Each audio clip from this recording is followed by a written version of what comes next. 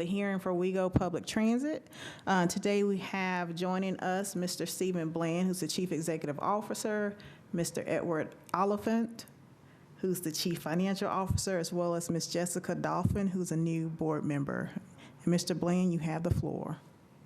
Thank you, Madam Chair, members of the Budget and Finance Committee. Again, my name's Steve Bland. I'm the CEO for Nashville MTA, which is doing business as WeGo. In addition to Ed and Jessica today, in the back of the room, we have Rita Roberts-Turner, our Chief Administrative Officer, and Eric Beyer, our Legislative Relations Manager.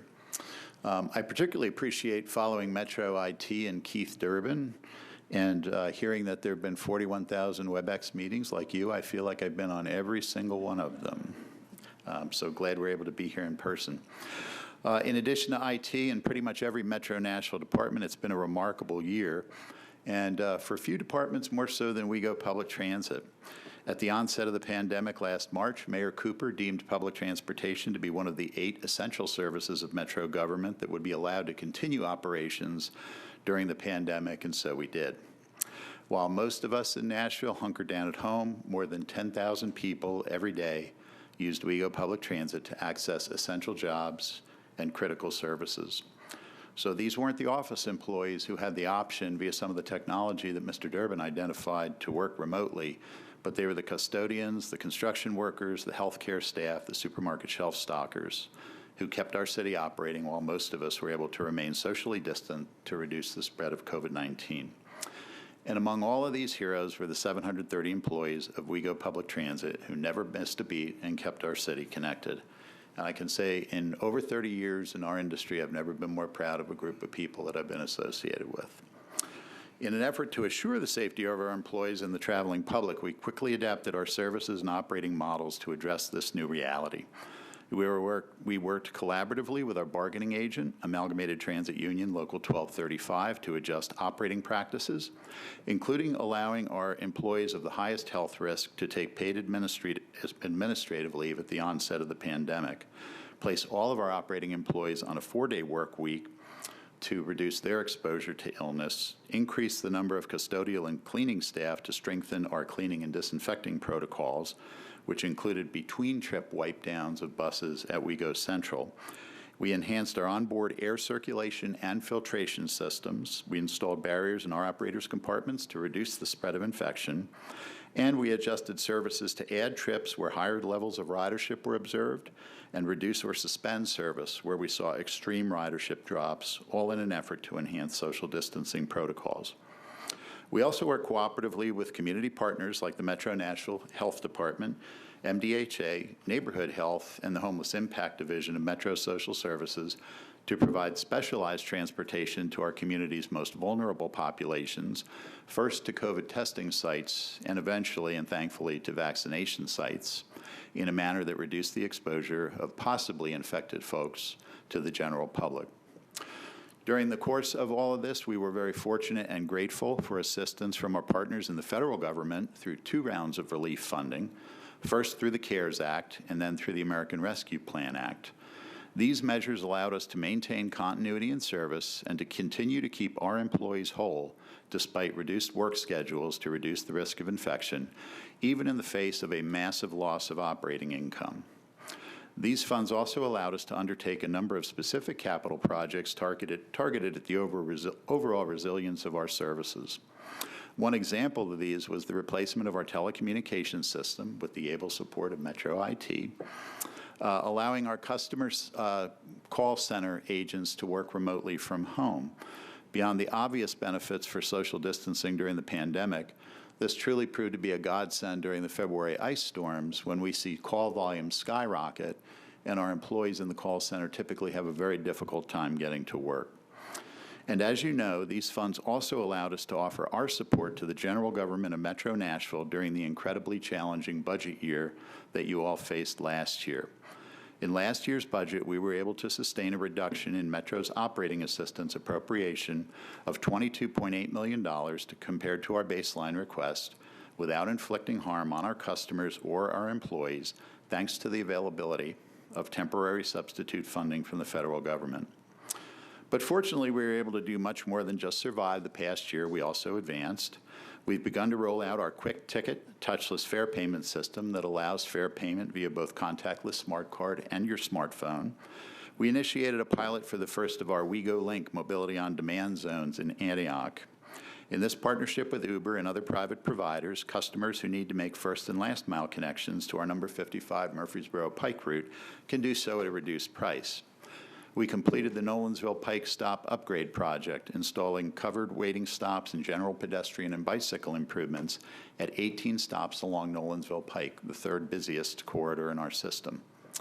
And again, working with Metro IT, Public Works, we completed the successful installation and testing of the Murfreesboro Pike Transit Signal Priority System in conjunction with those departments, and really setting the city up for future success through the traffic management system practices that Ms. DeMassimo is working on.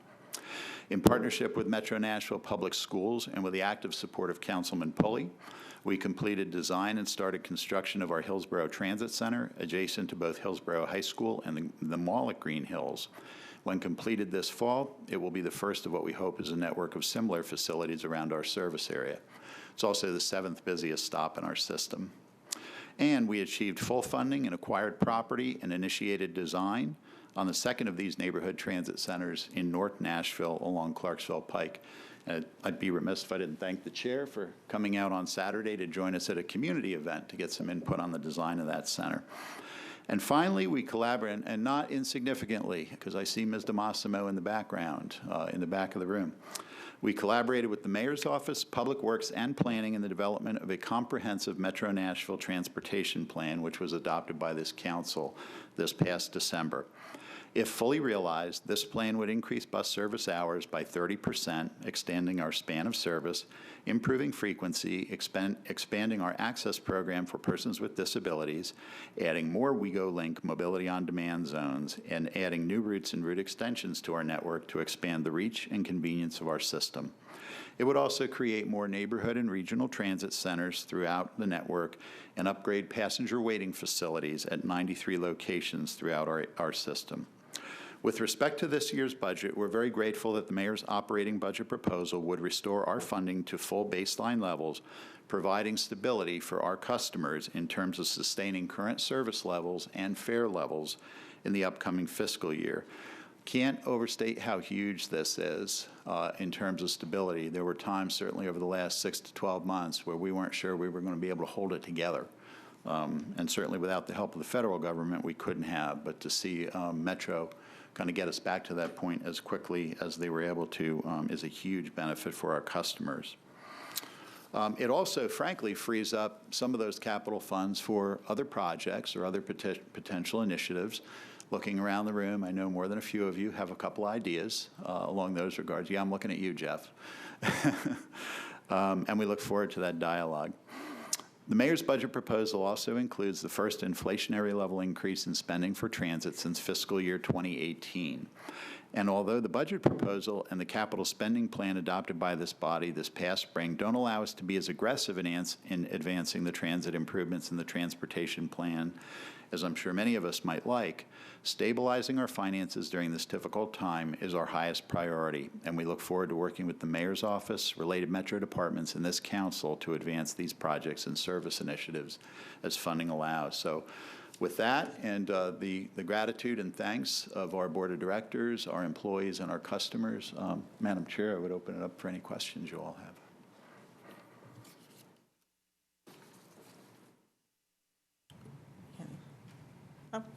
You're already lit up. Councilwoman Benedict. Thank you, Chair. Thank you so much for being here. Thanks for your hard work. It's been a heck of a year for every department, and I know you guys are no exception. It sounds like there may be some expansions, which are great. As I've heard, there may be one in my neck of the woods, which is great. I just wanted to make sure that the public is aware that we're a 22nd largest city in the country, and we do not have any consistent, dedicated revenue stream towards public transit. I want to make sure that people understand that your funding year to year is based on what this body allocates to you, and you can't guarantee if we're going to give you $1 million or $100 million. And the fact that you're continuing to perform at the level that you're doing blows me away. Gallatin Pike, the number 56, as I believe the first or the second highest ridership in the city. And first, it's the highest, that's what I thought. I never know if that changes with Murfreesboro Pike. It's close, but it's still number one. That's right, number one, right? So, and you know, we've got people, and we want to continue to grow density along Gallatin Pike so that we can continue to grow that ridership. It's a great line. I've taken it many times. I just want to thank you for all that you do for our community. It is the highest ridership because people in our community are able to get to you and are able to get that consistent service. The additions that you're making in service to improve through electronic means and working to create state-of-the-art public transit is so critical to the future of our city as we continue to grow and become more urban in places like my district. So thank you so much. I can't wait until we get to a place, Steve, where we can give you a dedicated revenue stream so that you know that you can make the critical investments year after year to get us where we need to go for a thriving and you know, magnificent city that we all see in our future. Thank you so much. Thank you. No questions, Chair. Thank you.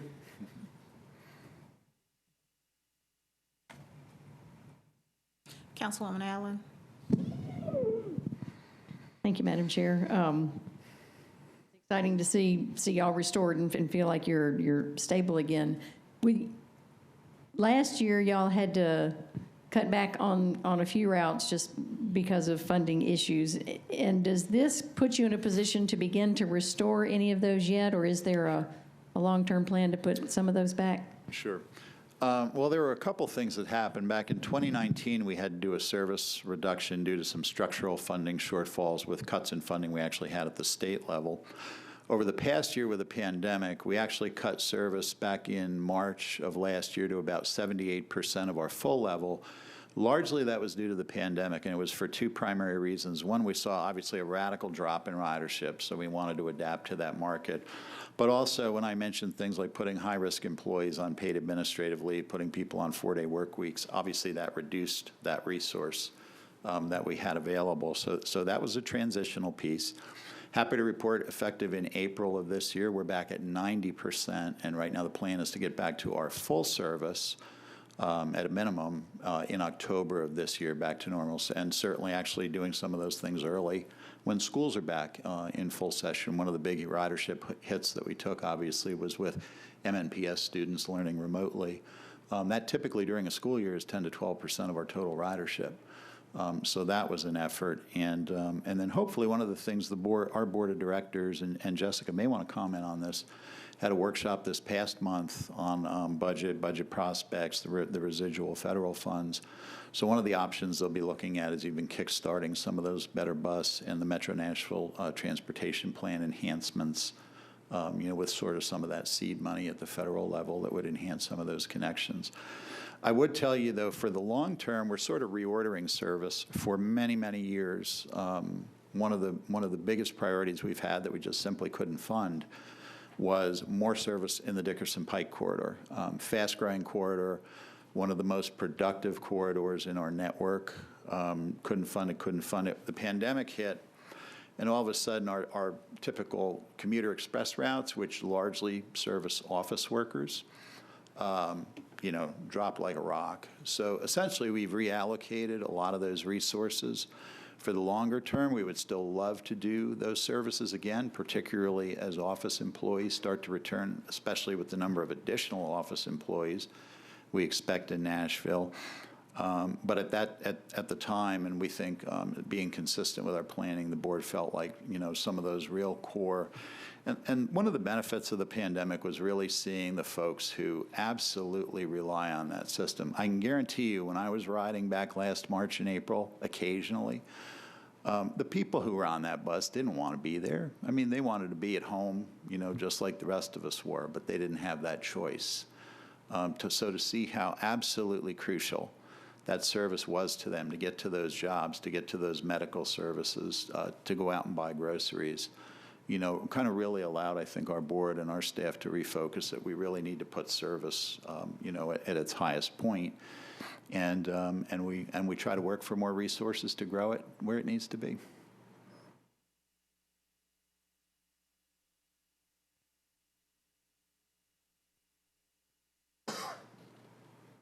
Councilman Young? Thank you, Madam Chair. Mr. Bland, well, first of all, very excited about Ms. Dolphin joining the board, especially with her experience at Transit Alliance, so right on. Mr. Bland, as you mentioned, the mayor's budget this year includes the full restoration of funds along with the inflationary increases. I guess, could you expand a little on why that's so critical when we're not yet back to that full ridership that we were before? And I guess what I'm getting at there specifically is, how are the MTA employees?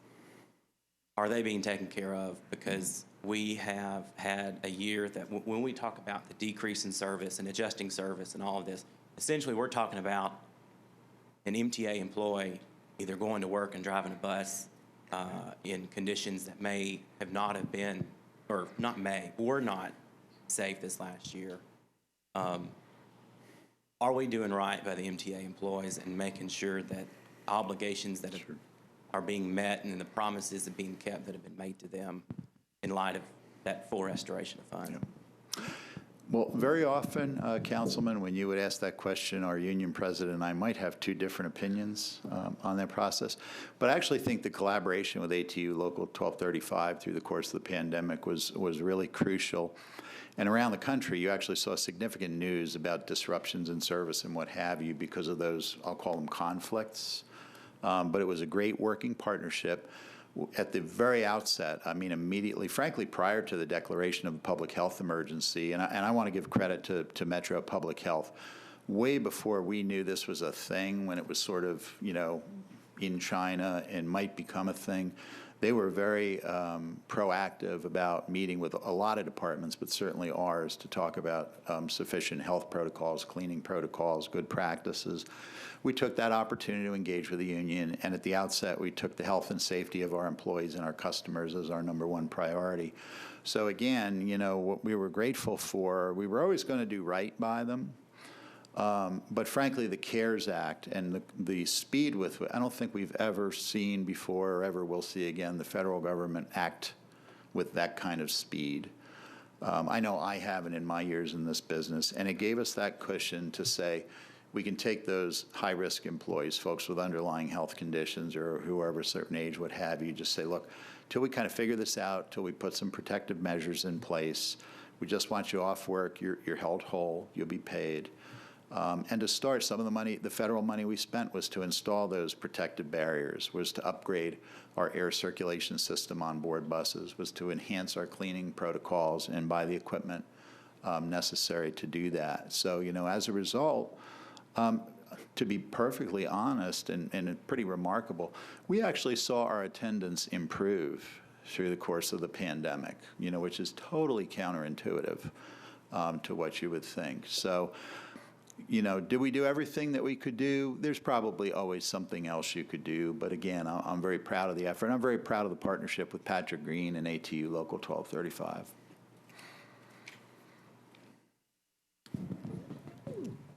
And I guess following up,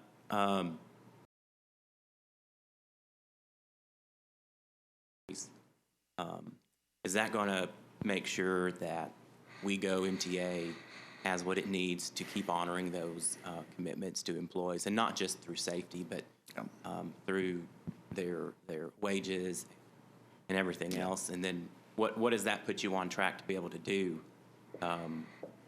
in the short term as far as planning and where you're headed? Right. Since right now you're not quite back at what we consider pre-COVID ridership. Well, certainly it does allow us to continue to move forward to restore our full service level in October. So that's the plan. That's the budget we'll present to the board later this month. It allows us to, frankly, there's still a cushion. There are still unobligated residual federal funds out of the CARES Act and the American Rescue Plan Act. And frankly, the board has some discretion. The CARES Act was probably the most flexible source of federal funding I've seen in 30-plus years in this industry. The Rescue Plan Act isn't quite as flexible, but certainly gives us some broad latitude. You know, and it gives them the ability to both kind of have some comfort that there will be stability. You know, if ridership doesn't come back quite as fast as we thought, or operating income is a little bit slower to recover as fast as we project that it will, gives us some latitude on the capital plan, particularly to keep pursuing those resilience projects, and finally gives us some latitude potentially to jumpstart some of the service enhancements that were contemplated in the mayor's transportation plan. You know, again, I'm always reluctant on those sides to use one-time funds for an ongoing expense. But again, you know, the demonstration in this budget is, I think it kind of gives us confidence when, frankly, back April, May, June last year, when you heard folks, oh, people are never going to ride transit again, they're never going to do this again, they're never going to do that again, we are seeing them come back. In the last month, we've seen ridership up over 2,500 per day. So they are starting to come back, and they'll come back as schools go back in session and universities are fully in person and folks start to return to offices, and certainly as we have thousands more people migrating to Nashville. So, you know, again, to Council Lady Benedict's point, you know, without a true dedicated funding source where we could project out, you know, we kind of are subject to annually not only what's the economic condition of the city, but, you know, what are the needs of the school system or the police department or the fire department or parks or what have you, other really crucial public services that I know I rely on as a citizen. So that, you know, that will continue to put a question mark on everything, but it gives us some breathing room to both deliver more services, get back to normal, to your point, treat our employees fairly, and plan for the future. Mr. Durbin, I'm sorry, wrong. I wish. Mr. Bland. I can't reset my password. Neither can I. Mr. Bland, what are peer cities using as a dedicated funding source for their transit systems? The broad answer to that, ma'am, is they're all over the board, and a lot of them really depend on local condition. If you were to pick one dominant source, and I know Jessica has specific expertise and has done research in this realm, the dominant source tends to be sales tax. But they vary from Michigan is very reliant on dedicated property tax levies. I know one of the cities we look at as appeared to us as Indianapolis. They have a wage tax, a dedicated wage tax that they voted into place a few years back. So they're all over the board. But if you were going to pick one, Jessica, I don't know if you want to weigh in on this. Sales tax probably the top one that you tend to see around the country. And in reference to your ARP funds, do you know yet how much you're going to receive in ARP funding? Yeah, in terms of unobligated, so we received about $58 million in CARES Act funding. Of that amount, we still have about $9 million that's uncommitted, for lack of a better word, and we have yet to commit the entire $46 million of Rescue Plan Act funding. And a lot of that, frankly, we have on an annual basis about $20 to $25 million of capital needs just to maintain a state of good repair, bus replacements, building upgrades, capital maintenance on our facilities, some of the shelter replacements that we need to do. So, frankly, a lot of how that programming goes, to be honest, is going to depend on how we see, you know, future metro capital budgets, you know, look going out. If you go back a few years, up till about 2017 or 18, we were seeing anywhere from probably at $20 to $40 million a year in the CSP, and obviously with funding getting tighter, that's been radically reduced. So, to be honest, probably one of the highest priorities that our board is going to have with those residual funds is making sure we can keep the system in a state of good repair. Mm-hmm. And how long do you have to spend those federal dollars? The CARES Act money, well, first of all, I would tell you that our partners at the federal government, we meet with them quarterly, are always looking at how quickly we can first obligate and then spend funds. Because frankly, particularly we're coming into a reauthorization year for the transportation bill. So to be able to show Congress that money's being obligated and spent in a timely manner is crucially important. So we're always trying to push that money out the door. From a legal perspective, the CARES Act is fairly liberal. Now, I'm sure if that money were sitting there 5 years from now, we'd get some real serious questions. The Rescue Plan Act is more restrictive. It has to be obligated by 2024 and completely expended by 2029, federal fiscal year 2029. And I was looking at your questionnaire, and you said that, you know, if the allocation that's proposed in the mayor's budget is adopted, that you would use some of those ARP funds to jumpstart the first phase of the transit plan. And you mentioned about that would result in a need for additional employees. So are you talking about like a future budget request in terms of those employees, or you would use ARP funds? Yeah, the discussion that the board is having, they had in our workshop, and they'll be considering as we look to approve a budget in the upcoming month, would be to add about 7% to basically jumpstart the first phase of the transportation plan services, which would be about a 7% expansion in service hours on our system. And largely that would be focused on, by far, the number one request we get from riders, which is extending the span of service on both ends of the day, improving our off-peak, meaning our evening, midday, and weekend frequency on a lot of our routes.